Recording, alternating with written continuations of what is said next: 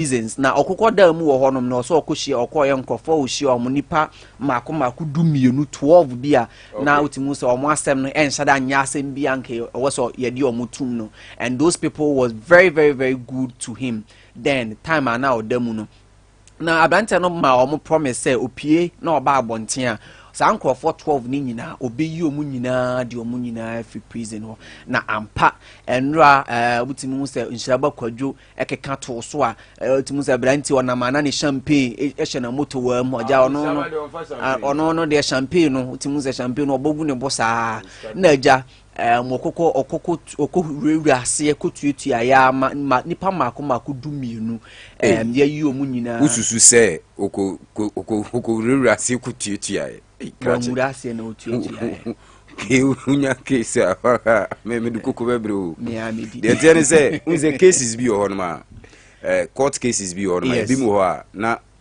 wo so mo eja omo eko ba se obi obeba be sign oko prison wo pa oko fikesi ma sa na efre o oko ho no ma wo bebre obi ho no ma wo twa ne time kura wie ba omo mbeba be sign obi won so e ska bi na dan so say on family bi o abi 1000 say o say na 1200 bi o oni bi on so a CID no di case ne ba na ade ne ma sa na ma ne ba ntino he no watutu omo kana free on ma se ne be o betimi ne se wa fa kuntuna se akwa kututu wa fa kuntuna se nti watutu ankofo na ka enyina ma nkofo o se obe make sure say obia be kwa kodu ni fie na busuafo ani baji biem o de omo koye adwuma won ba mu o ye sure na so obe mo adwuma ye na mo adwuma ka o kan ye se onya o mo kwa na o sa ochoba o takrade obe me sure obe mo na o yeso wo be fa ho adiza ade bia no ye free o ade ye free bia no bia tua ho ka ntina die free nshabakwadwo aswe ebaye no na ohwɛ me wo TV ne so otimi hu se me ready no atoso yi pa ni nyina ye V22 body cream me pa chaw said already na ye rekesen bia me sra o gigi V22 ni bi na fa twitwi ready ne so na ma ready no enye smooth na won so ready enye fe wo ya babaawa wo ya brantie te sei na no ma me bia mihia no ma me be se lo hanse eno nko ano hyo abaya fefefe pa oni nyina ne se ne nso oben no age ne bum age nachi me sra V22 we man nso ben na wo ne nso ben so ebetwiti ne nso ben ni nyina e de free ho kama pa e de amo me pacho say V22 no open dudu mu a yemfre wo 050 127 6028 and I say 026 441 099 FDA for agiatum nti we no na nso ben bia enim ati ase nti mesro we ya babawa na we ya brante na opese redie ne kasama ode ya mesro ye V22 na wo beje di asrasra redie no so ama redie no aye kama pa ede ama na ye nto ansem ne so dia na Stone Boy ye abrante mete no so na migina ho wahu Stone yes Living Stone yes or a guy to obo 2015 million bo show be what na easy. The last time offer say very beside me I say Mr. Stone Boy. So what the battery mu obo a oye den. Boy den. Bema boy. Boy bema. Okay. So star be any bia bema boy na boy bema. Okay very nti very when you know cuz opi akiri mu akire. So person dey boy ni dikan a boy bema. Boy bema. Nti ana bema boy. Nti utimi say Stone Boy na wotwe mu wakọ commission boreholes mako enan e wo takrade utimi hu say in fact abrante no ojene samba ye pa ha borehole na ye bia no enyuntofo wokru mu anyina ye di abrante ya ye bia nka menye sure say show even say o start here ni show sika na oje no de yes the first no oje 450 300 see on this what's one kan 2015 mu ya now nanu ya so 450 no the man obeje nti enyewe on say abrabo no yes nti we me show sika ni bi wa ya ade utimi hu say wa ya ade yi pa oba social media ne so na hono MP phone wana MP phone wasen bro no be na MP ni so ba omusuo na say no krenya me ni so wo hwe nsuo na Western honum no nsuo no hwe nsuo no pa de na aye na ano edin because Stoneboy Nyankopon Isra no. Obi a obeka se wa ma me ye wo ni wa nkoye wo ni kurum. Wa kwa akoye wo ha. By a greedy man video no. I learned say eno so ka ho na e ma ne ewura mu wo no msa na. Obewe chaman. Yeah, cuz Stoneboy I say ho. Okay, unya wie on nkame pamo ano no. To aso. Yeah, to aso na utimu se Stoneboy ko bie nsuo na no kuro no na ade o molake pa na ye nsuo na Stoneboy ko bie nsuo ano amo kama panti de ye kanya ne se aseda ne ye na aja ye nyina ye de ma Stoneboy se na mami pan na ni nsuo ni aye te se yi onko nsuo bie ma na we ma mbe fe ne prete we prete pa onko nsuo bie hu prete a cha be hwe bi wo Facebook no so already is serious. When him married that, Sani a friend. Sompa FM. Okay. Yen free Stoneboy in sensem so na yen toa yen sem so dia. Ochia me kwame na den sem bia ba beto dwa se unse krom ha ade ye chiri baako na ye LGBTQ+ na aha na ochia me kwame den sem bia ba beto dwa se ochia okokoche LGBT ni bia ni kwan se ye bono na obu obi a ne right nti ni kwan se LGBT for no ye chi o se wo ye turumu okuro dwa mu ha ni kwan se ye bo na obesere se sa atebia no Ghana for be ye sa osere se LGBT+ hons ensem no ochi obi afa ne ma police eni kwan se otene won sa won so na wonom ne se nkwan afi away ride and delivery for nso ewo ho me pacho se wo free Accra wo free Takrade wo free Kumasi adechi a mekobo no ba be koso yi na aja we invite obi free baby abana wo pese baby a wo te se mimiti ya himan wahu na se wo ma ni o manipa na badi hia ne se obe oda away ride and delivery for na omo apeki nipa ne baby o bi asa na wo nso o kokrom o pe baby na o pese wo ankasa o feel comfortable wa misro ye ride ba ko pe na meka mfa mo ye no ani away ride and delivery o pe aduane sa o pese ye ni dwamre o away for ebe ye ni nyina kama pa e dia mo misro sunwan ha no omo sunwan ha omo June July abon signing sana sunwan ha baby omo wono no me pacho yemfre away for 0530123556 away ana o say let go yemfree away for nsensem ne so na yenwura sinitwam na oba bepiem wo sinitwam okrodua mu ha in fact na awotwe sinitwafo no mo trendy pa na abrantie okonfo colleague ekokoye interview bi one ye nuaba delay ekoye interview na ano na o kire mu se ne ni free a ofiri mu no in fact na ya ade a ha ne ye pa up till now ne ho kra nsisi ne ho so adidie kra no enya yi sa ama no na yesan bisa ne se obeware bie ma na no sisi ade onim ne left and right say obeware biem ana say onware biem no ono anka say ogina ho no onim na ye ni free mu no aye ne yapa na o say ni baby na anka ye ba be wo no ofre ne chairman akwa yo ofre ni baby ni chairman o say ne ye ni timi ka che ne say chairman so obewe pork na wakoto pork de aba chairman so obewe chicken wings another deadly meat worry be that be marry bi ana me pork nti the free comfort colleague asoye edeba be PM na ya maame Christiana wuni sinitwani ba maami ade ba akwa krom ha ye de recognize ne pa ye ne sabio ne to utimuza maami ni ba bia asoso ye pa na maami ne koye interview na wotwe na o kire mu se oba be PM ase 2024 abato na ye ba beto no in fact obeyem a campaign strong one pa ediama ex-president John Dramani Mahama ni nyina ne se his excellency Nana Akufo-Addo promises a ode ma ye wo krodua mu ha so obesi cinema ediama sinitwafo no se de be ye sinitwafo no ebenya baabi de atwa sini no okwa kosi saa dan no wo chebi na chebi ho no wo bisa se ayifo ni gu ha na sinitwafo no nso nkana ni kuma ase no mo wo na chebi okwa kosi saa dan na sie no in fact antwa yie pa na maami kire mu se 2024 abato no campaign de obeye pa yie pa obeye ni yie pa de ama His Excellency John Dramani Mahama na saa nsem ne beto odwa no na bigger question so okukosun ye ntimu se papa yi okukosun ye one of our media stations yes by osu utimuze papa ni su ni nyina ne se su ni nyina ne se ono ankasa o se ono ankasa de ne botom sika eye campaign de ma His Excellency Nana Akufo-Addo the president of Ghana all because of the promises we will big akwesu sika ese na ade akoye campaign ama na ne nwanwa we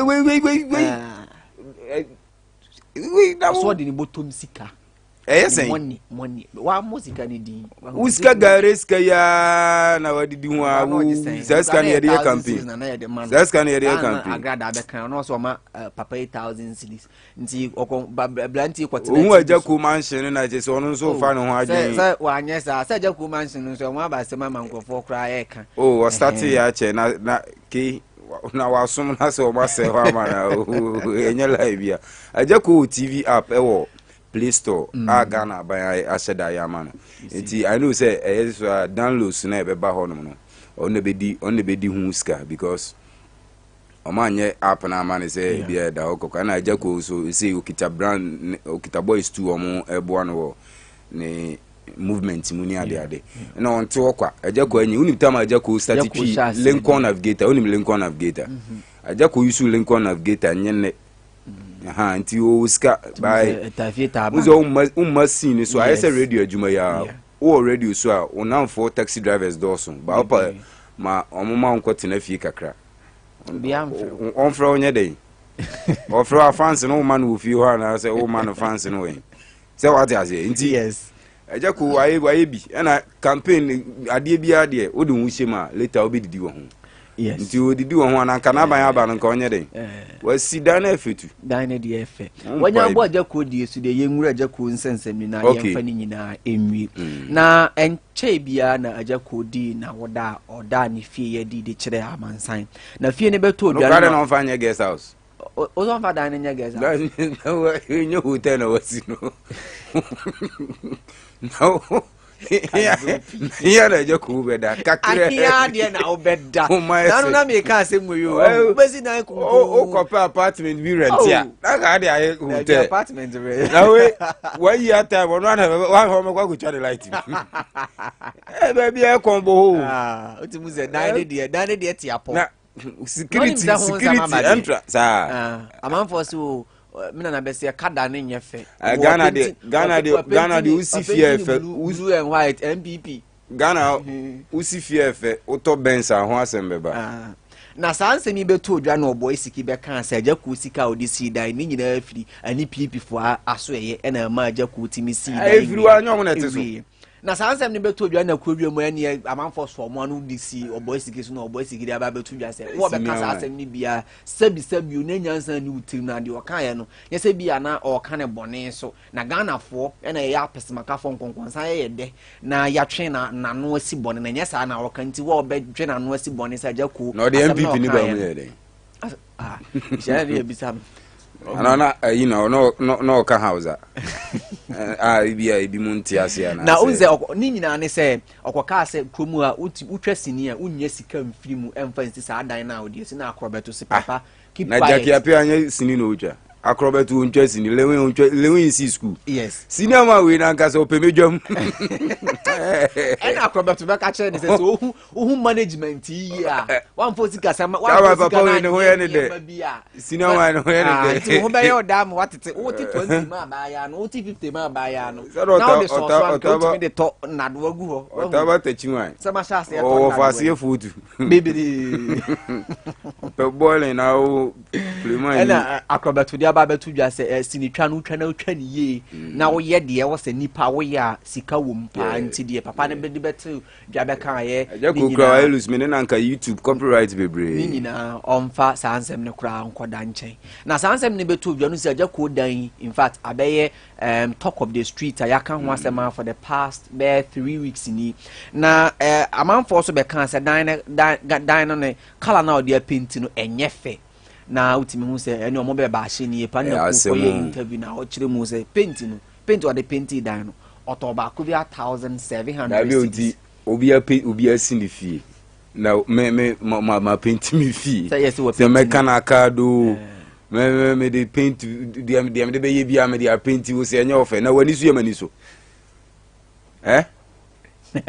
sata wale ko sa adre das no ne obi lai asemu na amanfo keka se asem na no se paint or the painting ne dan no to ba ko 1700 cedis no the painting dan no na se yesi MPP color na wa painting de ene enche bia o space keto abu na nimo na akwafa so no wuram no de na ba besu ani ku ma de paint no paint no ko barasa sa na soja fo paint o mu fie nti minim se fie ne sa ya baras ke nti na nsema e free ejako aso ye ba na wa nya me crop story ba ko krama de here na se me wo bunu bunu ana na unim se me na me ba o unim se na obo sanka eja ye musa na mpacho wo benom drink aye no ani mizu be ko bunu ya ye ba be koi woni wan me ye wo bunu ye wo bunu me pacho mizo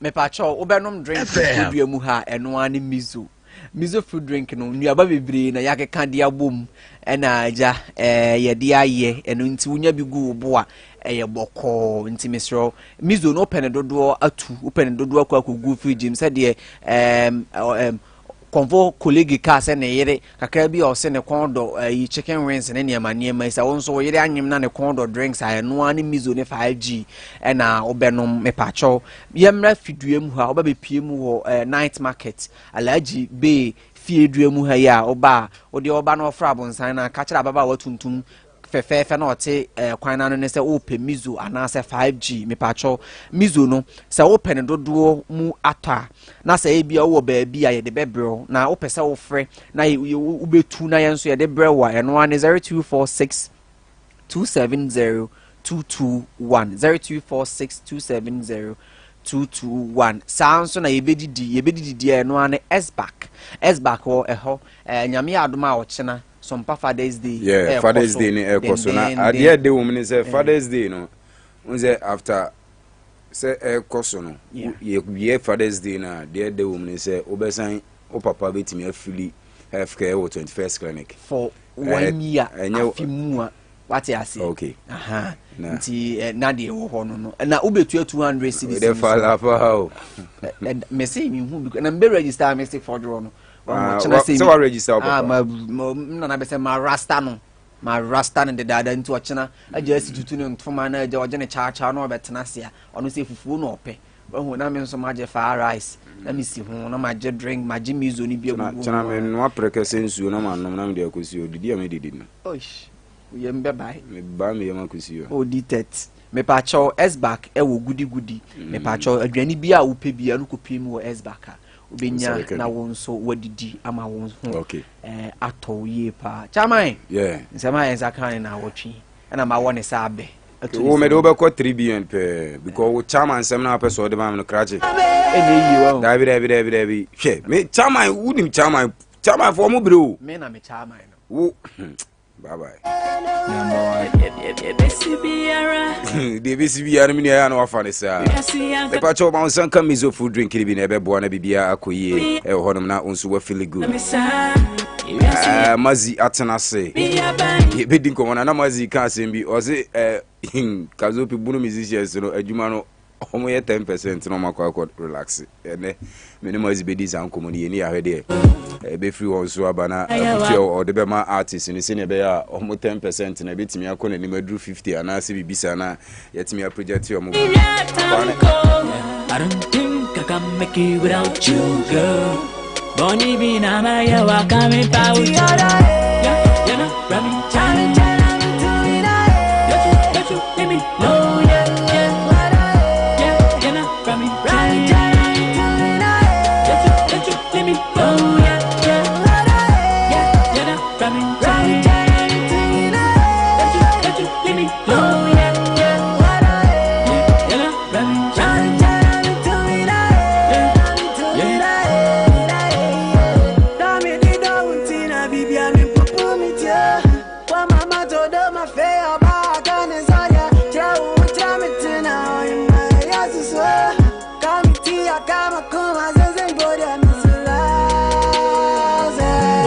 Okay, his name is Emas, featuring Krachi, Kachiri. Sompa FM. Sompa Extra Sunny 98.9, exactly 5 p.m. Now, Kwakwe Saturday, Mr. Mazi Atenase in Sembebrina, Nabubuma, Chamai. Kazobi. In 7 no Musa, say Kone Bassa. Who was treating us by a possible? Who was treating us? I said, no talk for who was treating us. Nanda Turima Tarika. Allah, Umpaibi, a duo. Mazi Kazobi. You person you did hip life on because seeing him watch a year. It's a hip life. I idea only make hip life more because hip life I come to any baby I see Asakaba na nipa bibiri na no mo kasa Asakabe wu na antimi anda ne de ye de Nyankopon ase so the hip life no I blend it abe ni hu Asakama ye like Grammys for me I recognize it as Asaka because first na me the minimum about Grammy is Edding apart from international art no I just say be a US honum now I join academy no it true academy no and I'll bet me Edding anya Grammy sinimu bi na watimi akọ na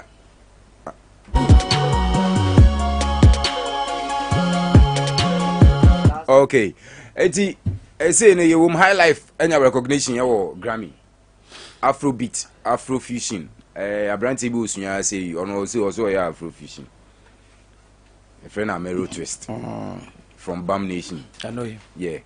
Very cool guy so. Eti enya me nwanwa say dakoyete wa na ya frɛ Amero e wo Grammys. Ade na wa homesu. My home is because na ye de no so bono kasa na boys ne de tonwom no.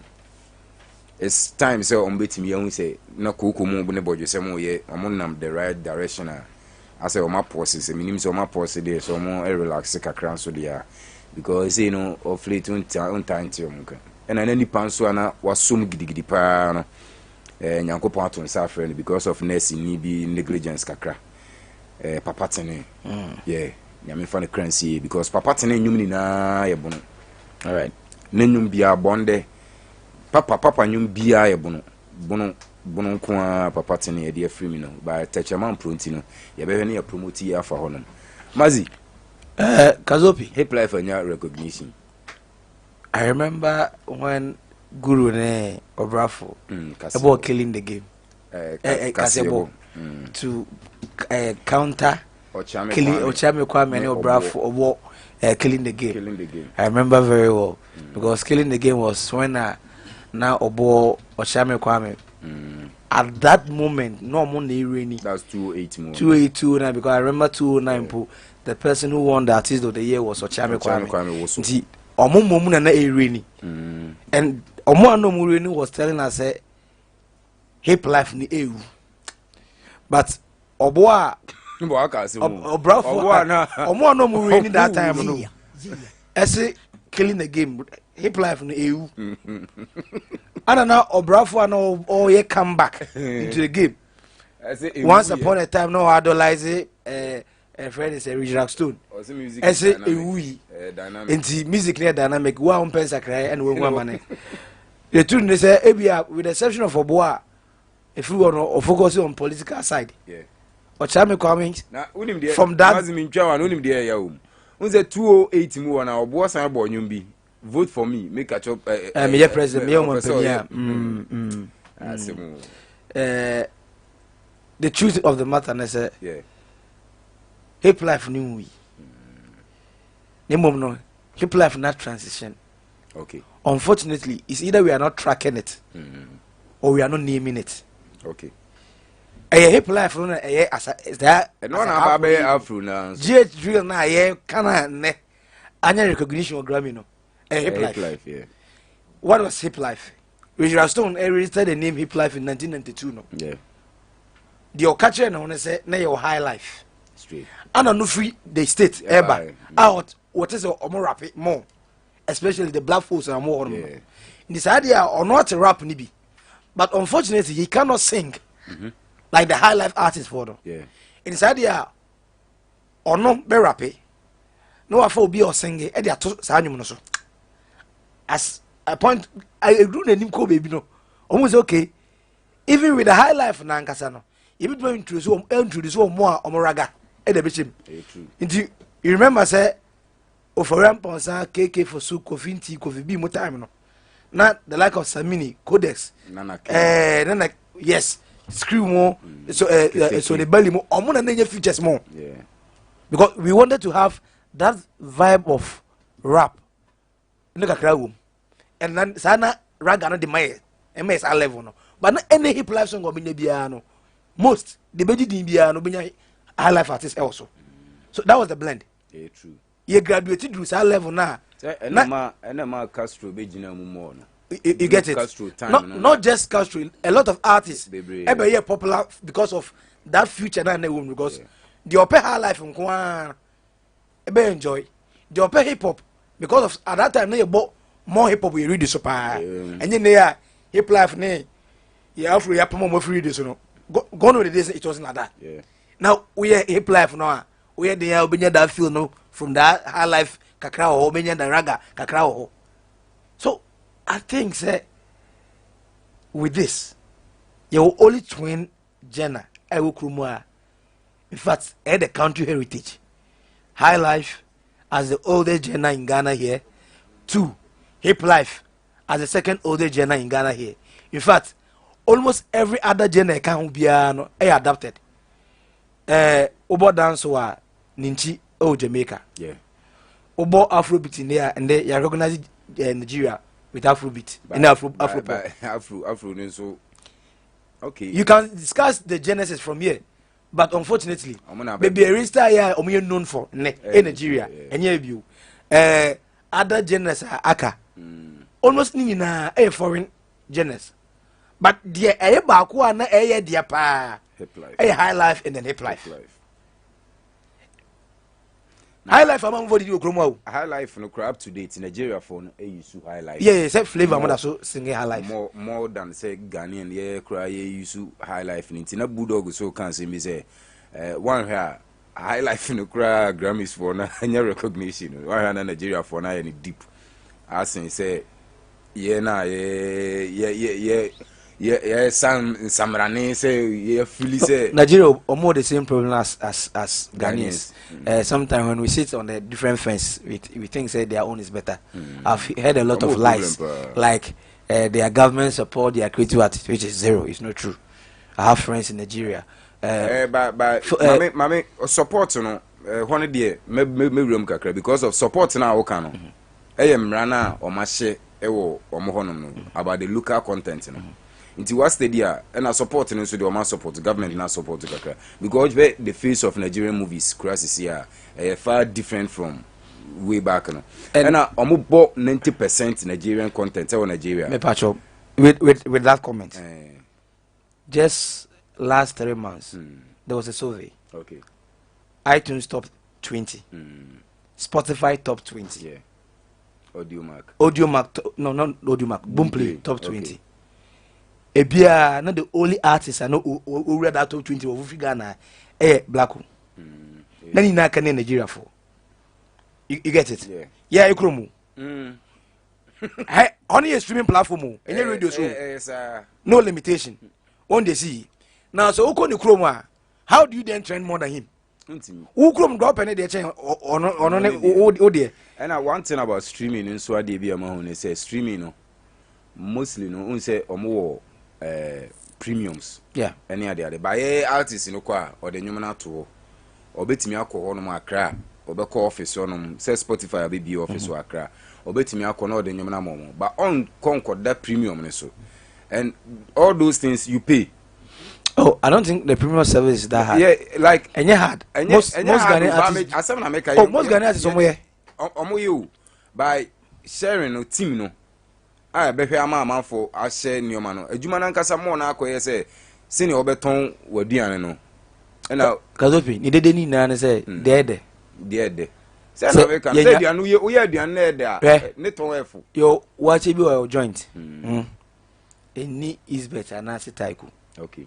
But Chroma you touching watch it yeah not because of the price or peuntum ye beto style why aduane what you say ye dey atum ede nti yenkuki nyum ni nti ye dey that's the question.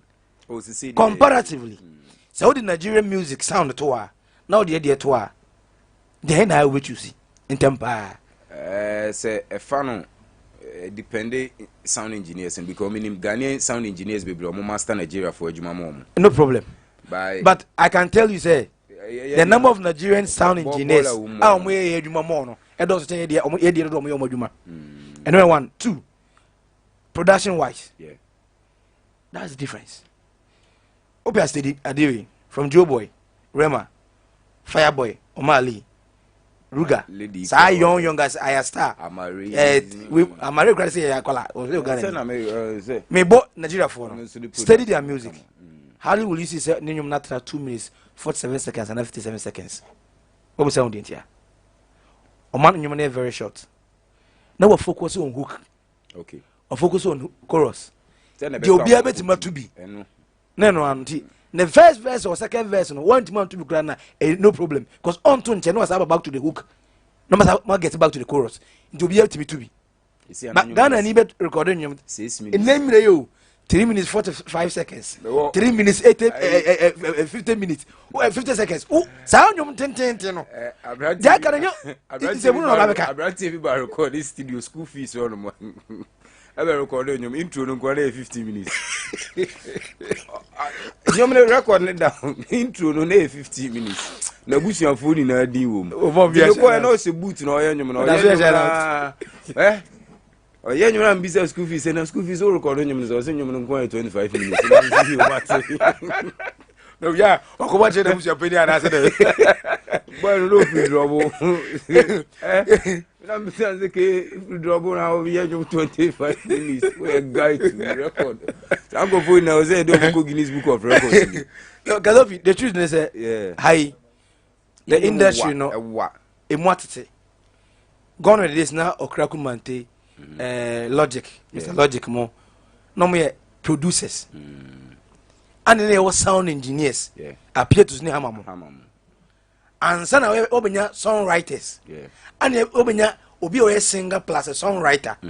No obenya obi o songwriter, singer plus producer. Say no me start here. Artist now mu here producer. Or sound engineer. Or a promoter. Songwriter. Sound on one actually bibia or sound a blogger. On Zava to obi to me send audio mark links in the mouth. Instead of so send the audio na ma no because say follow na streaming is so more than say you no be come am for me as a media guy me the moment I was send audio mark na ibia ma me no ano o me kwa kotie me no e wona no make sure say unya wadwen say onyo no be simiti and on the more serious note asaka for na ya de look let's not deceive ourselves. Yeah, the reason why I was talking about the heritage because high life need to try improvement and high life and a hip life. Yeah. Obebuza me say hip life na wo G trap ye trap ya na nas drill ya na drill no say ye ka se G driller will it be appropriate to nominate South Africa ni au G drill mo ana will it be appropriate to nominate Nigeria ni almost say that create it's funny, it's an insult, it's something that omo ni hwe my entino and last day unima so ka zonto Azonto was created by us. Ghanaian for the create you. I'm money ko international. Na Chris Brown mo de sa Azonto you. Esa whiskey de nyum bi ma Chris Brown mo ko. Whiskey mu na be copy here. Unim say almost sound ko ma Nigeria for say Azonto. Omo de be ma because intimi only up to enema. The friend G drill mpacho enye UK drill na e friend drill. Enye pop smoke. Yeah. And yeah. Every no tree no ground almost that vetem kabro for no more awo yenyum yeah nti buza ho say ade a wonim say eye imitation who imitate UK for you na you say ye die to say serious note omo our problem seriously I was say hip life the entire why na kubo nshira no by hip life na was omo dey show but I'm surprised that you be even suggest say actually no we jai but the truth is look Grammy doesn't care about us. Yeah, he doesn't care about rewarding you. Ghanaian now tell him. What do you think? They are thinking about commercial. And the recent time he or more commercial. Any hip life on me boy. Ya say you say ya talk. Ede Ninyo sorry. Emma Stormzy. Every UK Ghana 3 days. Eba ye nyome boa. On any 3 days na nya 3 million. Very good. And why wouldn't you pay attention to it? Blacko ankasa ye drill ni bi. Ama friends say DJ Khaled Eddie Rocky. J Bad shout out every recross and time. You see marketing wise Fuso DJ. Yeah. Fuso DJ. Any let's say Qbeat and Ed Sheeran. So almost the hip life. But it wasn't real. Yes. Fuse yeah hip life. It wasn't real. Now then one was adding Fuso DJ. Multi recognizing a man award on hip life tracker like they say most say Ghanaian drill. Hey, go for your fucking. The other one Nigeria Afrobeat. The issue is you contact Fuso DJ we catch us do yen hip life. In fact, also on the vibe. Also say the end cry then. Who say he was part of Pioneers of Azonto. Ana obeswe kakra. Ono say New Africa. So one friend of hip life you won't recognize as hip life. They can based on commercial wise, based on marketing wise, based on the Grammy and Jessica. Any recognition. AG address and hip life. Because in recent times, you know any hip life artist are blue. Or be blue be a nay. Either so the Afrobeat and the blue. Na chama sa ko de sesa ko de hip life. Oh yeah, Afro say.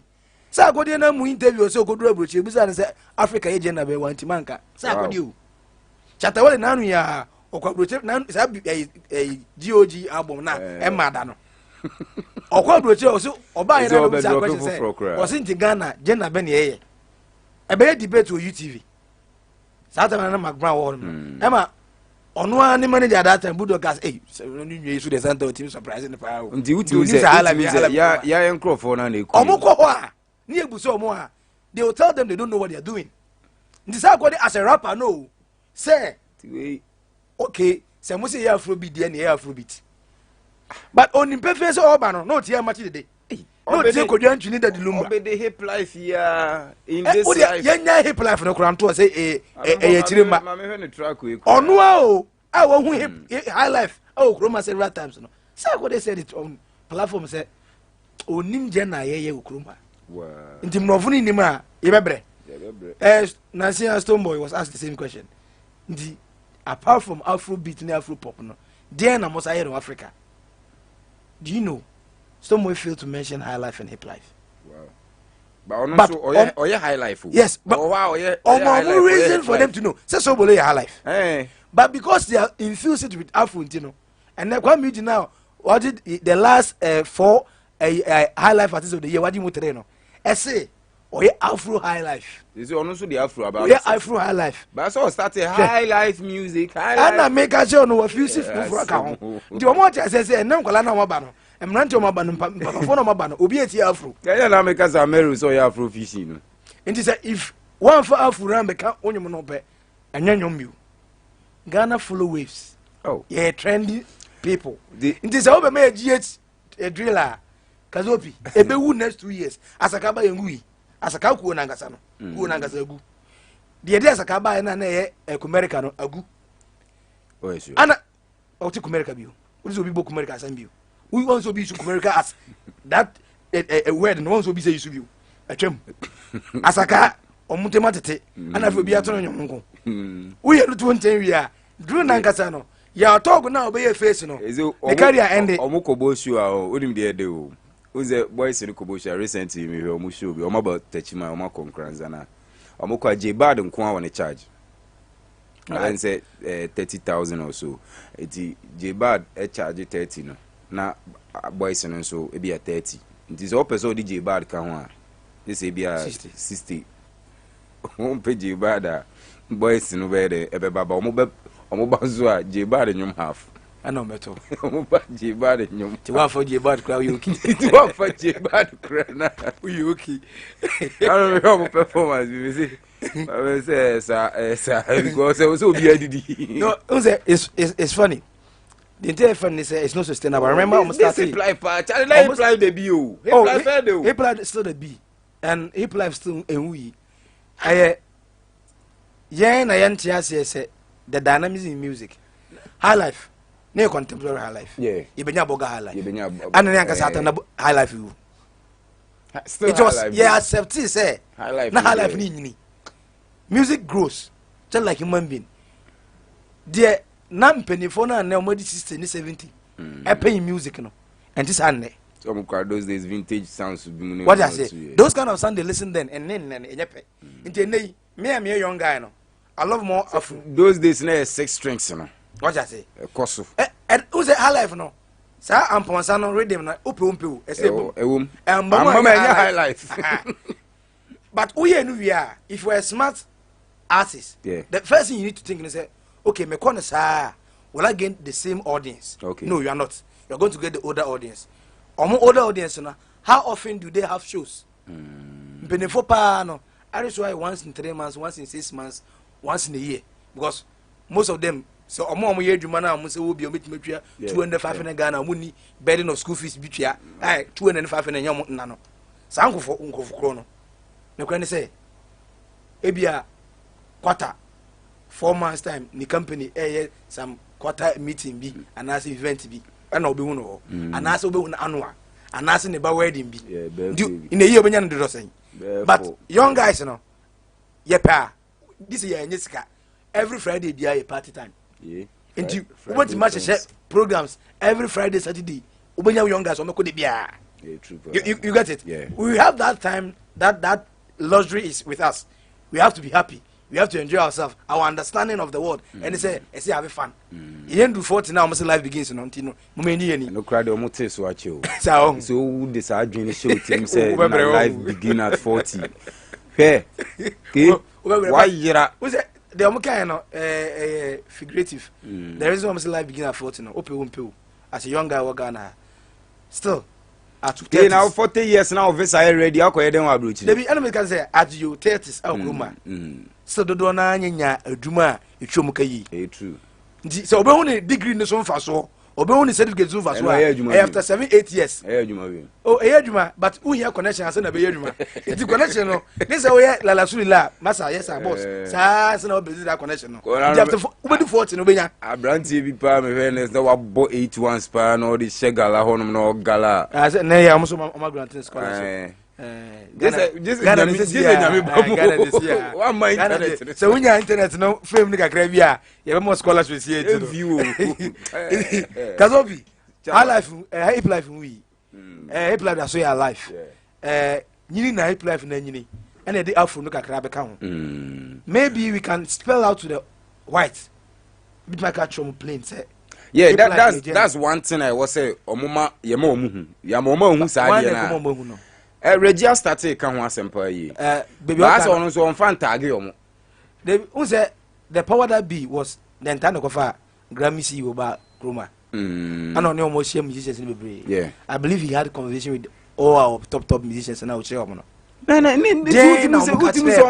because image be kra no ne sa akode onya one on one oni Stoneboy achia Stoneboy kan dey na tere no obi an kan hip life no it is say omo kan hip life na we are sure for them to and say easy so be hu GH drill because in recent times you ask some blue young guys no no na blue omo we are no flow we are they can na ya flow he's not going to talk about hip life if you don't mention hip life to him hip life for feed amount for Kroma chairman from Redrakson and Kaka Obrafo chame kwa mi na chame ebesi lo Kenya TikTok bro sa go si okra asem na ba be kan akesemo now the Amingo Kwame Amingo Odomase Kwame Amingo African woman one of the bangers are up to date international Kofi classmate Kali University okay Kofi Kwame Amingo shout out to you now say kila man no me Amingo me say those days Amingo usi Amingo stage wa kra on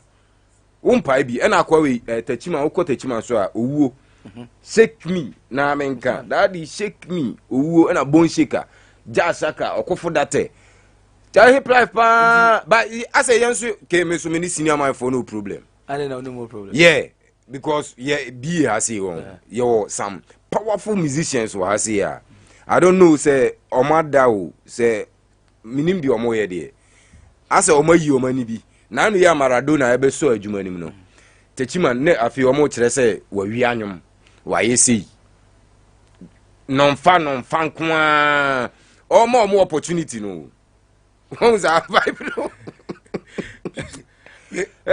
Eti minim say ye ha no musicians na ba bina oni say omo dey sa trend no omo person omo ya na fa koko le nim omo person omo ya na I say koko onya nyum biem but the boy is doing music koko project bebre a enye obi na eyo kazopi eyo artist na eyo tell me ka just omo de omo ye no kroma na 10%.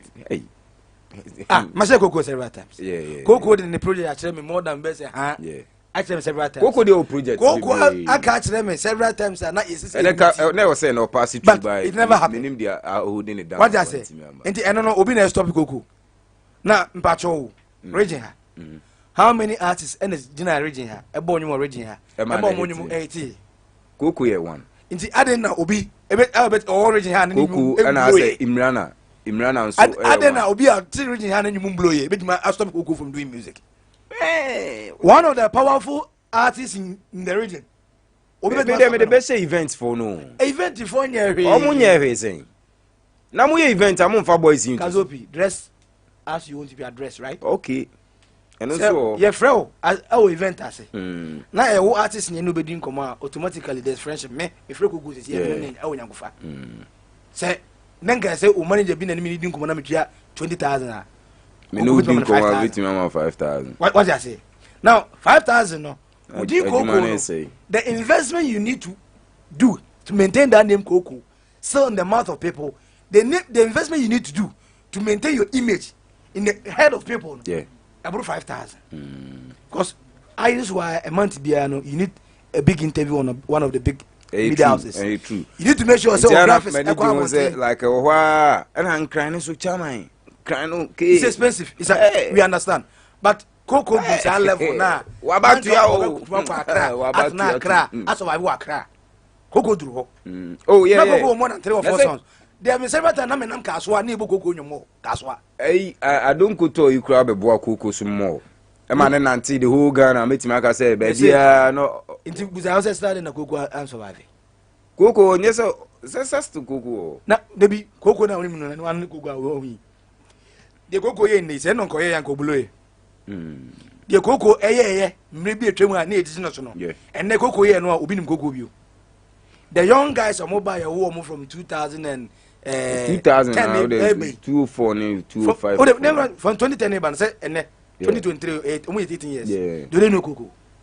Coco you mean about 2013 and 2012. Mo 2013 14 or those times no those times no more you 2000 no in Coco pa into Enoko universities now omo na work yeah otu Coco nyuma me kai San City First year mo ye na Kwame Eugene Kidi Miss V yeah. And a friend saying I think say this guy Papi Kojo Papi and Joy B ebai the names that Annie usually tease audience no say big artist eba no Coco din kan be just the same way ani about Kwame Eugene. Are you ready for Kwame Eugene? No much say no Sunday Coco din no mo ye. Yeah. Do you know why? Because the generation of 2000 now mo ba no omo eni Coco. Okay. But then say omo ba from 2010 you be eni Coco bi what didn't Coco ada akra on die na so Coco say ye fun as nipa dua nke wawu aye asi no yes o ye killer o emi ye killer o da se o aye aka krem ni aka na tine gu no so nso die nsi they do know here Jesus Christ to resurrect him na eno no so every Coco say Coco na be ma na nkwan say ene I'm ready to come what back. I know is Kwame pause kakra na o ye farming and I say music in so is kasem ye pause make like say promotions one thing I'm say promotions no to me pause kakra ba na wo ye adwuma no say Coco studio. Oh, and ni team and so we drew time be like a move better to and say Kolo you say Kolo or special forces for nibi and Ameru so me running with fear afia kofi afly afia kofi shout out to you ko pay scan bra na be more pressure kakra afia kofi ni Ghana that afia kofi ni musician afia kofi ni musician on the so me pan afia kofi artist manager on managerial for the I remember the very day I'm introducing on Sky. I was there. Now Miss Media different artists no so they artists no Coco introduce or no as new artist. Okay. What is it? Okay. Or no be sing be about. Every boy could only kulukra onyum. And reggae but you na Rasta, shout out to you Rasta. I'm in the vibe na. I want to say the issue of Coco nye all this enye Coco nko asem na me person maker like all the BA artists. BA artists and I say like omoba topper. I don't know the spirit na assign the name because translate in the ball. Coco la ya be the same thing a guru.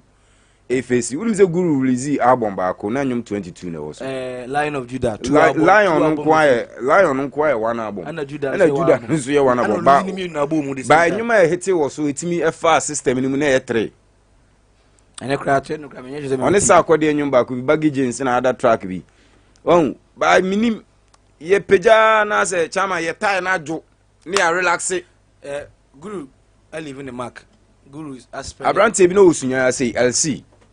Yeah, I heard it. LC. Those days I saw them over say LC or track be speeding. And LC and so cool. Somewhere 208 more no na me biggest GH na yejuma. Bacteria DJ bacteria daroma. I mean. Iti ekwa na LC so Kazopi. Iti the only person with me aka say was stand to na Kindi. From music to sound engineering. The no, the okano. Me yawo. Because we have very few artists free ako. Accra with the same thing. Upanka onto so. Dabi. Upanka too. Dabi na no ya na ne birthday Upanka. You the birthday no ne say Upanka no to nyuma 180. Eh daddy we am Upanka mi ento zo bi am. You can be the artist onto so that. Ento zo. Yapo no to zo. Yapo no ye man o sini mansion. Over there 3-story buildings say dey be music. O si mansion area. O yanti yapo no nyum ni bia. Na say Martin say on there. Sebi obo comedy music. No, Dabi me no nyadwe. No, Dabi. Oye comic rapper. No, uptown Dabi. Mama yango. Kazopi. Kroma. The entire artist didn't survive a lack of management. Yeah, that was and you see another key. Ebony was from this region, right? Yeah, but I was no starting you. Yes, and you don't need to start here. Yeah. Guru blow her. Guru one blow her. Guru ni nipo de ba BA krama BA be ende. Your friend Gaspar. Okay. Kwabena Gaspar. On a no Guru from Kranza, but wa bezi wo Accra anti. Oni a Gaspar project. Na oba ha no so no be say na sa me nkrofo be good sa. Ene say onya oni sa ne na mu ike mu Ikelan records na. Guru has served the purpose we. Yeah, good. Why they obey we? It's Guru's ato man. Guru sasa go there too. Obedi ato mu. Obedi dropping album in nyumba na fa also. Enya countryside black unya black. It's no me come say even obedi with the fan base no. Akwana fre senior man say bra. Wo album we dey mame ntoso a. Ebis. Can you pe gari kaka ekodi go be? Unim the project no so unim obo ho council more na Nigeria.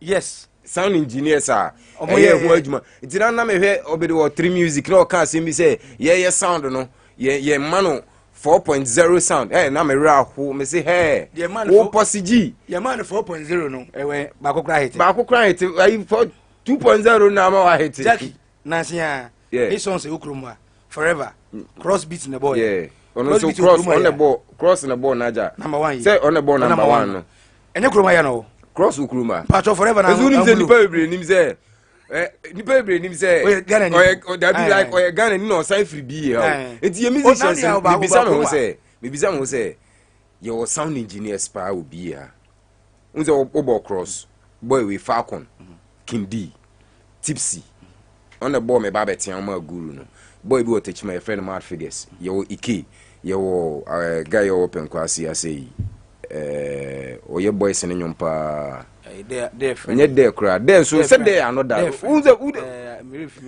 ude ye fasa de ne Falcon Ike Kindi Cross ye hwe sa engineers kakra kra na hwe adwuma o maye the whole Ghana o ba ye musicians ne nkom wo mo fa ka akokuma ase yes o mo nkom ho o mo fa ka akwa akra na o ma kwotwa ball na o mo de amo aba someone like Kindi yeah who fridge mu a ohumbo yeah ukọ ne ntia obey nyuma ma 500 bi ade nye onyo bimpo bi o mo so me chewa de like onjo we no na 5 obi bo bibia chem ba bia Kindi adu na se oye nyuma obi na se otimi eje 500 cedis free no because of free be me evidence like obi a me cry ma me freaking di edanase. Oh, yeah, there is because easy akra o nkita 5k. No, the reason I'm saying that says say you kindi naja you kindi and several times. Yeah. Ebia no this is one show appreciation. Oba kindi very good. But cross for instance will take you money, will charge you. No charge you. No, I don't have problem with that. We artists are by musicians in you. You will sit down. I don't know who is you. And you I say we so. If you have your money, you can walk into anywhere open. Black in this me artist, let me feel say chance beat a bit my your mom maybe tree. I don't need to change I say me work with Kindi and as a cross what I say. But the issue is say omutimi any sound engineers in a and you know no I of quality. Yeah. Say of quality and we are how do they promote it? Because most of them that's another key. I want you, but we are man promoting. Yes, I know I can dimple. Because so when you my now them.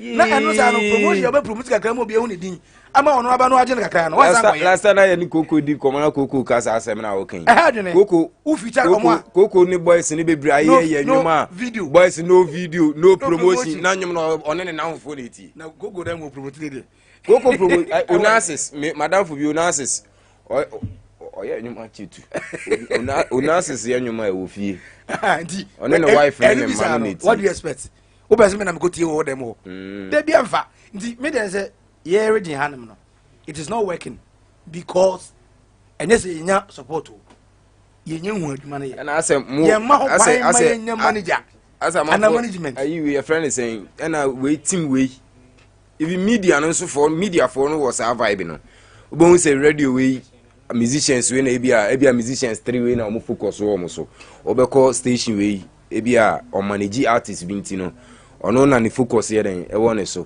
instead of say generally no like ye be kan bom na ya push you no obi expect musicians no so gaga mo because unse unyanya 100 view ayi na o post no audio mark with views no unya no 100,000 view ono star boy o on sa vibe no it's not even that I said look say artist be ben wa ummonanyum.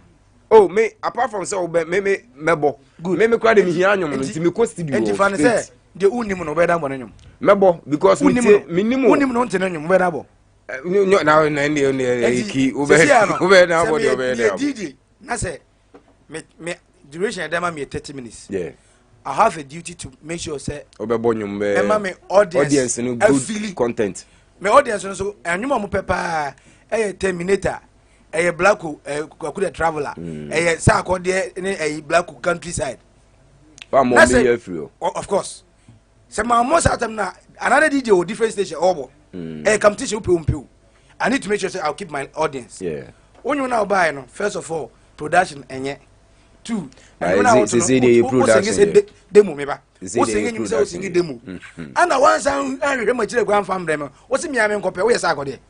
So me boss I go there you my audience me bo you my den and audience me grabbing you off you need to make sure you have a relationship concert or say o try article my artist no cry unya views no omokro omo nse na debi o share cry na be kwan it like the whole thing is I understand right yeah it was about onya kese no be say o share it was about upon everything we have to do our best because of late they meet me say for the past 5 years production say about be hand production me sound quality there me obi any I have problem with mo mo let's support operation let's support me operation let's support okay so me nyumeda nyum no wadwuma nkasa nyum no eno ankasa me wotu obodom ni boy bi wa ase me bone nyum kire wa obekasa nyum no e bi enye ha sei na nyum no efri Kazopi is not about your boys be bring tracks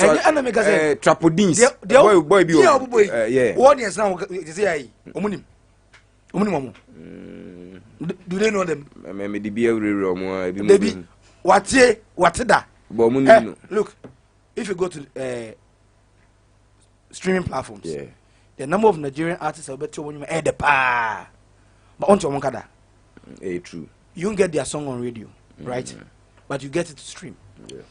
The other make say, "Senkomo fukose on the right place in promoting her and come solve a lot of problems. So social media blow you man DJ people. Imran and you blow in emergency. Say now to Chromwa. As DJ. Sala and Farmer Kwama.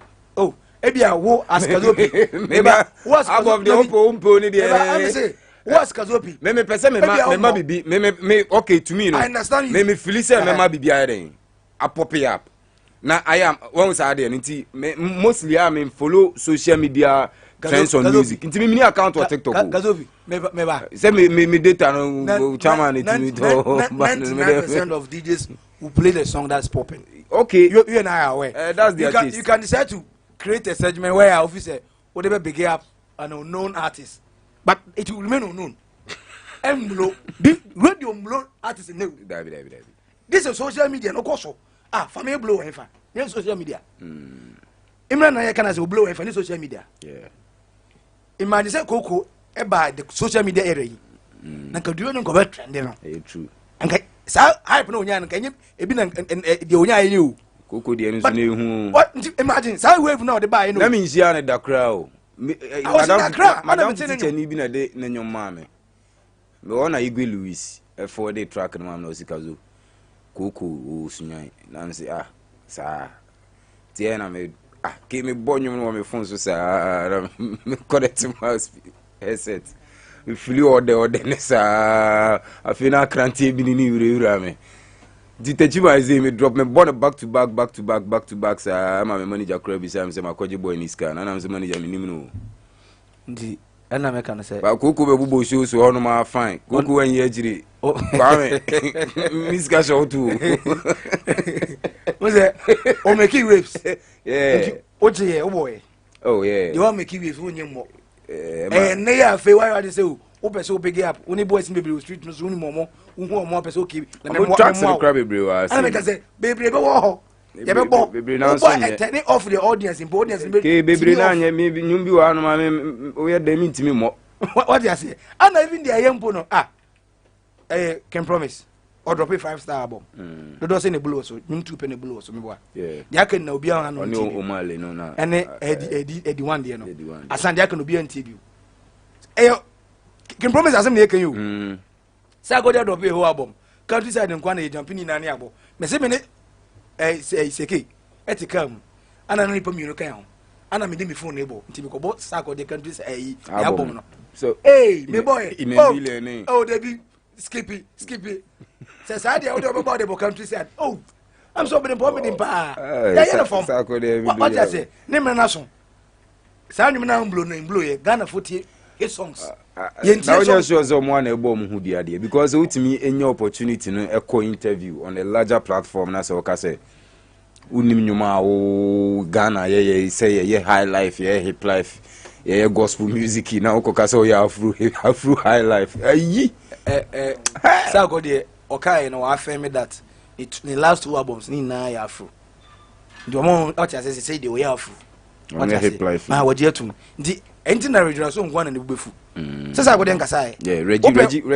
open the current artist from anybody na senior man to internet no so pa Twitter on osan capital letters senior be loud am wo say all the strategy reading say dey bia enti na some ground go ne crazy also oton aduane na wasan oton wache una chama tenase ni wife wache look boss tenase ni kwene say afro no me ko so aya enyo so nya da yemmo into ye bi then the hip life don't die like that and me say sa ko de na in recent times hip life na wu obi a wadi say sa dia hip life no obi a wadi di hip life mo pass see ya in fact obrafo ne o chame kura he says sa ko de di ono ko interview abrochire won ka say o hip life so nim akomna enya hip life nsensem ya na Grammy fo iba Ghana sa papa no ba ye no papa no ba ni oma be fam omo ananka wo so omo ye we omo si Ghanaian drill kumasi fo no so se asaka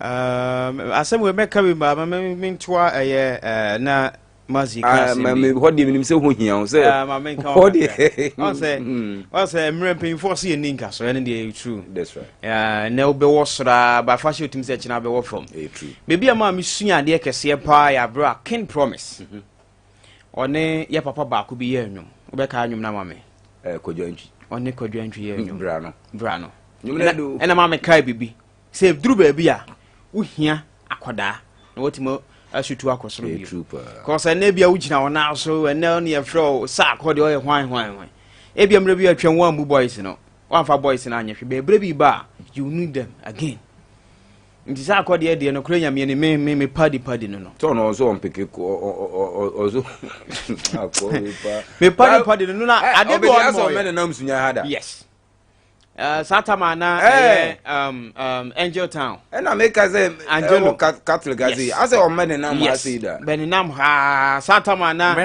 recently cross is it LT or why? Kind of LC. On any speedy remix. Satama na yapo no mo yeah we no what I say. Sa rapper you know se me kuana matela no. What I say. Yo panka mulai no tie mulai no. That's how call there. Yen kase no nyo bia but omanya ade o unse omo kan ho na ama hip life anya recognition. Yes. Because but how are you going to blame them? No, I have to blame them because one man ne bagana ha it organize medical any strong man ope obi onimra bia because strong man nimra apoche medical but so omienu wan nya shows pa omienu wan nya futures pa omienu wan nya endorsement deals pa say medical e commercial medical ba kromu a wajil ne less cry 15,000 yeah but strong man about 5,000 but 1.5 billion 150 million in that scanner first oni jobi omo ba ana make am but the attorney strong man about 5,000 asem na wo kan difference asem na masu kan e management it's management but so one manager about the audience you see an audience when your manager now management team no mo ye good or me stronger o me mo nya shows be brabo yeah as a rapper deals be bro me work unim say ye lobby sa advertise you na ye lobby na what I say me event organizer that's strong man lobby bar yeah I'll give him fucking price. No. Yes, I man fucking price. Fucking price. Didn't you have a man fucking price? Didn't you? Say one. Minyan kasi mi yan. In the demand and supply market, no. One offer. So I'll offer what I want for you. Okay. But the same quality to another strong man to. Let me for friend now. You tell me the price that you want to receive. Me na me pana chose Mr. Want to kakra mama. Me timi kan just say my quote 5,000 amount. Obo 10,000 na. E bia me no bitima kan na 8,000. But say ono ni manager bash e contact me as an event organizer. Oh, okay, open me show we. Obra. But me want 5,000. Unim, ma men chawa de bako. E hono untimi mbageni kosro mo. Unim ma men chawa de bako ye wo ma me for radio station ye mfanton. Ye wo advert bebra e run on radio stations ha. Enye product no owner announce product no crofo na de buy. Omo ni kuja advertising team. Nti sa team no emfa ho ne bebi a omo de advert ne beko ene de emfa the other product ne buy. So many results. The here so many results no. Nti ye lobby those companies for instance me Abofkay companies any product ba Sompa on farm mark Sompa on the advertising radio station yes and our advertising agency and our budget that contract no and no lobby with media houses yes to get the cuts yes ha kroma enka yo music promoter nko be say aduma no yenibi ye obi no yeni music promoter yo music promoters music promoter no DJ Obonyum I'm talking about the music agent the oped gigs enema artist kroma yenibi wa ha nje bi wadamfo bi ana ho say ye event bi na ofofo na frɛ e bi abash bash mo fa mo nso ya na manya me cast enu no so unta nya sa so ni ba say yam crofo no mo omuni managers and they don't have managers omuni managers even that's the manager ebi ni managers ebi wo managers oh no but still mo obi en ho manager Abofkay obi en ho manager so even artists wo manager kura ebi a point here won sabe kwa kwesi ni pa ba abrantie bi ba no na set is our record sunya hanum so obi a ebi dia minim DJ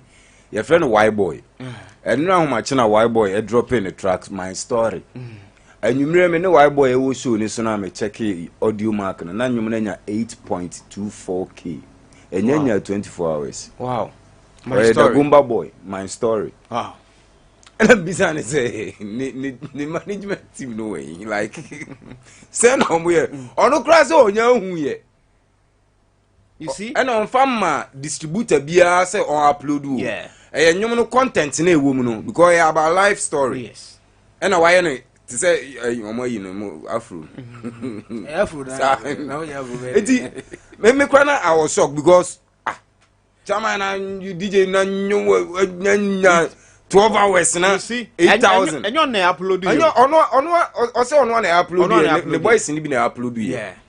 Na mbisa na say na Magic Ben nti wutimi say nyom na kasa ama ne ho no. By the all can boys were how mu promoting nyom pa. Gazobi, we do mo ya de. But management team nya adwuma okuma. Say mabehu Abof pacho bo menyo mame. Me promote right. Yeah. Abof aku menyo anope anu afaibo. Me promote. Debbie. Wahu anu akoda no obo. What do you go to audio mark? Nse na ko audio mark. O me audio mark advert. Yes. I'll be my right AdSense, yeah. That's promo. What's your Facebook, Instagram? Yeah. Which one do you say AdSense na? What's it no? And so Yes. and so na YouTube and gas bit my promote video no. And so bit me da ma omo reaction, am my reaction. What na TikTokers. Is it just uncle from discussing? These are the proper promotion na. I believe your image and your music in the mouth and then the ears of people. Okay. But once and I don't blame them. Unim do me expensive. Unim very very expensive. Say na me Mazi. Now no music you know. You see you say social media need to keep 80%. Yeah. Oh yeah. And they say we are nyom now you adwen so rely on radio stations in there. Fine, bit ma ko ba the rate e be ko no. Ka social media bit me na content them. Because I know be our Android phone. Obi our smartphone iPhone one yeah or hwe the phone yes nti nyom no ya ye onkrofo bi o metima promo ne 10 de amount ye onwum bi on me to ho no ma hiti wo social media obe call TikTok ni adna man for you should dey na me ba jo unim zeni now so 3 months ni 6 months. Oh, but you were depending on say 3 months. Majority of the music's coming. No man everybody na hit to social media in the 1 year. Kazo me part so onyum enya duration be 1 month. Now team dey hit na onyum sika fine. Okay. Obi nyum ya born nyum be 20 years ni. E oda so hind. Sakode ya kana. Ya born nyum. Tetefo no bobi mudin. Edu be bi omo stress sika kura po obi mu ho. Ti ya be born nyum de bi ya. Na unika. Sakode na sin. Me abo me say. Hit ya ba ko. A-list. Ya kan na ya A-list to B-list about C ba. Ebi am faso bi ani ebi aso. Yes. But the difference is say enam say wonya hit emre bi etwa bu paint no. Still na pesa akode ya ne boy dem pa. Yes. They say no black say black family man makura. Obi shows abo. Okwo show na say obi ma bosa onum dada no. Ama manfo ase wase. Sami ni ko show bi aso ta so bolenda. Linda no so to Linda no. Linda de untimi njabo. Ena no nyum. Dabi. Ena na me pese me ba no. Onze abo ai on ena ho na me pese me ba no. Say you 6 months nyum, you 3 months, you 1 year, and you forever music. For example, Imrana, imagine say entimi ntwam da. Imagine say entimi ntwam because of dabi ntwam. Mama nche the taste of the music no. Entimi ntwam. But see how the upper mama yi Mete the Kazopi kana say. Onzo na o kan lenda na say. Nsuo no ye den nsuo ni be mu na. Your forever music. Your certain music wo ha na emotion bi dey e nyum na bro back nyum a entwam no eno wo ho ye obi te sesa ai Mother's Day nyum yombo bo ne Father's Day nyum na Valentine's entwam da we dey any sa Christmas songs entwam da yo those songs para say ba ye sa nyum na by sa seasonal music no dey eno dey hete me say chroma say I keep on repeating the best rap album enye pamuka enye maka enye rapaholic Kojo Q for my brothers. Yeah. Kojo. The last song, you back na me person do no. Omo preach feminism e was so na sa. Dia kan ina. The content of the song. Ade a odi theater content e. Kojo dey don go. Do you know why am for be am on radio so? But sa nyum kro na no. Ope akotwere no Facebook, Instagram and Twitter say for my brothers nyum no the am no. You see the number of people who are testifying. But you're on radio so. Yeah. Forever song. You call them na you want to be more. You perfume be a you call ekutis anyum no. But anyum na my vibe no. Most of the time anyum a better forever. Because a vibe. Umbusa le say adentina ye billboard list. Mo social media drop it up na ono as a rapper or number 2. Honestly, because he knows how to make his song. So you hear his song, you don't focus on the lyrics. You focus on the rhythm. Yeah. Into open the audio besa. And yet the obama what Yes. I will do hormone now. Or can some kid to be that can beat in phone. Yeah. The same thing after it. And Afro. So DJ Azon to me. And no waiting the asa. But a china. One corner. Yes. And I make us say, we are musicians now. Opa focus on that. Make your money and go away. Okay. You can do that. Yes, do that. Not everybody want to be on the discover bro. And then ultimately you know now to me break boundaries now. We just kind of fuck business. And yes, some funny one is serious. Shout out to you. Nowhere to channel your some funny. Very ala. So unim some funny. Ghana. Ope artist o discapa. Yeah, we are. Yeah. So na bo international shows. Only Rocky Dawuni. Obi a wanya Grammy nomination wo Ghana twice. Sanke Stoneboy anase Shatawale anase Tagodia. Kadede be no kromu a. Ka fan base for me ye na. Only Rocky Dawuni. Ye mo na nyimo kromu a. Only Rocky Dawuni. Ki henso bada so di good pa o. Yeah, bo. E perform amrofo. We had happen to Boli ne Regisibi. He told my pa outside. Mo ba ya.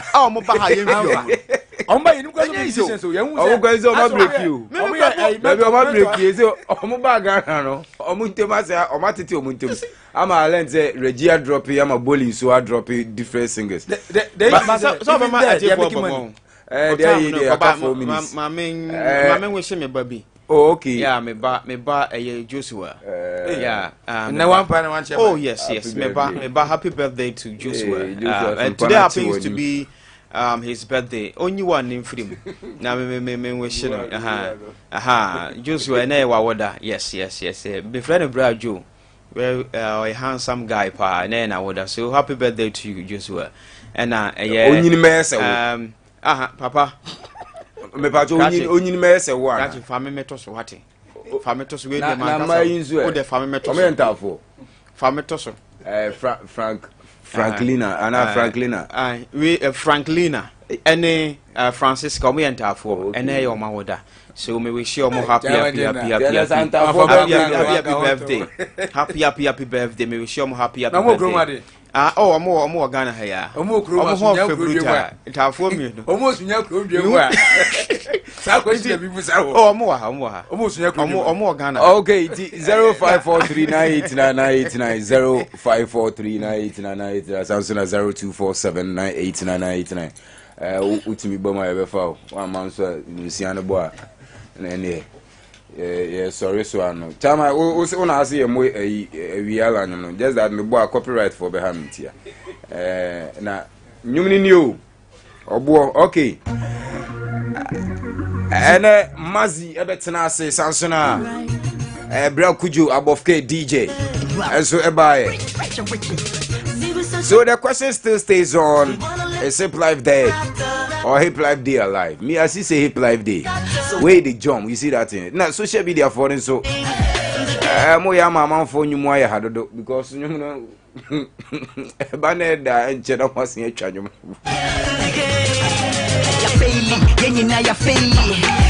So somewhere 208 and obo anyway chame kwame heading you to. Mami from me wa say hello. Hello, good evening. Yes, sir. Me pacho udi di baby okasa free. Yeah, Andy Dusty. Andy the Dusty. Sure, for real. Andy, Kelly show the mame. What's the name? Me say Kelly show the mame.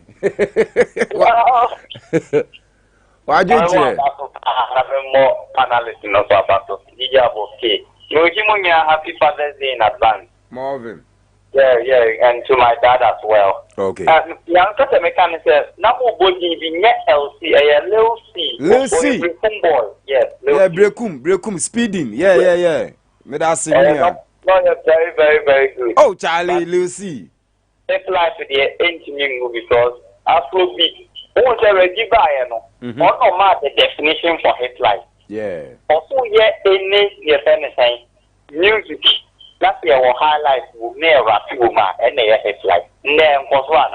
Of course, so it means that it's so late. Now, boys, as almost changing, you know, like Obia Hip Life cross here, Afro. I think that they just want to follow society. Was a year but you'll be a corner. Okay. You know now on to one Kobia, and I know this one make you have it. Andy, now next week, Bra Studios, why near Monko Momo? Patisenia. Aye, because time to be a dano. Miss Nyambua Saturday, Bra, next week. Very well. Bra, link come over in Yendi. Sure. Because hip life can never die. Okay, Edinia Kwabereziga call me DJ Kazopi. Shout out to you. You also knew the man. I want to